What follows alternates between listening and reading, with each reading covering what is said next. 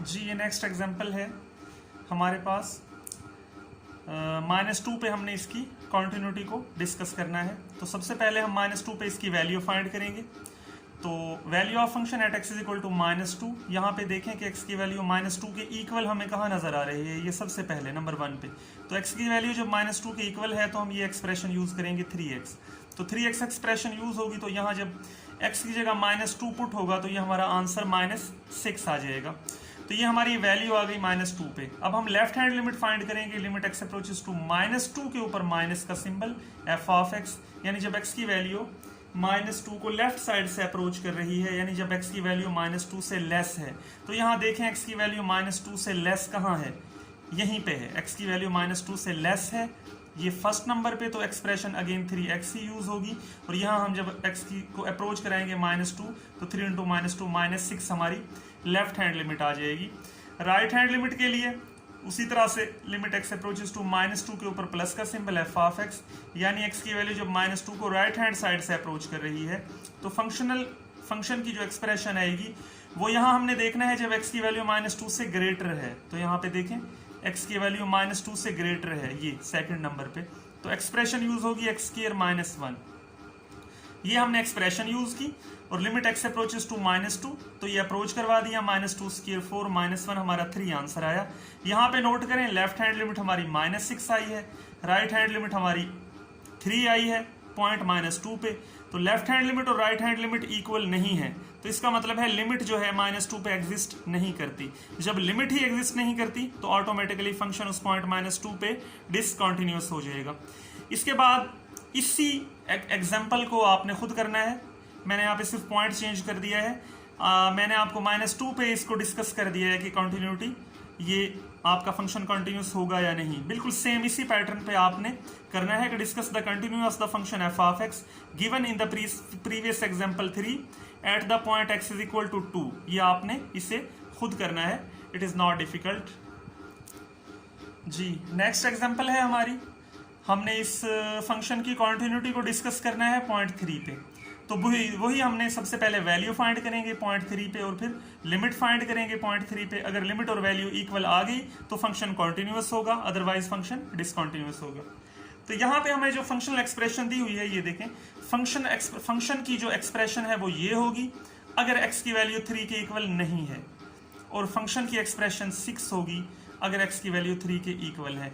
x is not equal to 3 का मतलब ये है जब x की वैल्यू 3 से ग्रेटर होगी या 3 से लेस होगी तो तब आपने फंक्शन की ये एक्सप्रेशन यूज करनी है।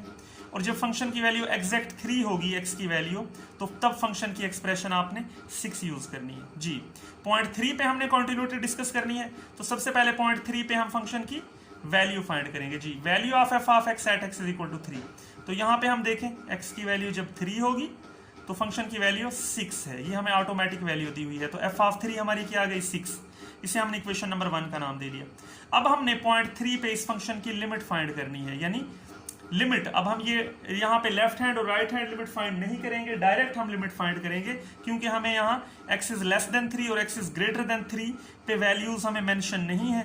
Just x is not equal to 3 पे हमें एक्सप्रेशन गिवन है, तो हम यहाँ से डायरेक्ट ही इसकी लिमिट फाइंड कर लेंगे जैसे आपने पिछली एक्सरसाइजेज में की थी। जी तो limit x approaches to 3 f of x, functional expression जब x की वैल्यू 3 को अप्रोच करती है यानी 3 के करीब तरीन हो सकती है तो हमारी एक्सप्रेशन ये यूज होगी x² -9 ओवर x -3।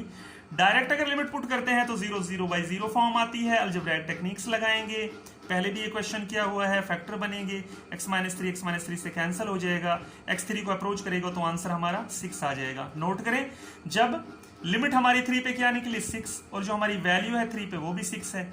अब फंक्शन की जो लिमिट है पॉइंट 3 पे और जो फंक्शन की वैल्यू है पॉइंट 3 पे वो दोनों इक्वल है, तो फंक्शन हमारा कॉन्टिन्यूअस होगा पॉइंट 3 पे। उसके बाद ये एग्जांपल है discuss the continuity at x is equal to 3 where function हमें ये दिया हुआ है और if x is not equal to 3।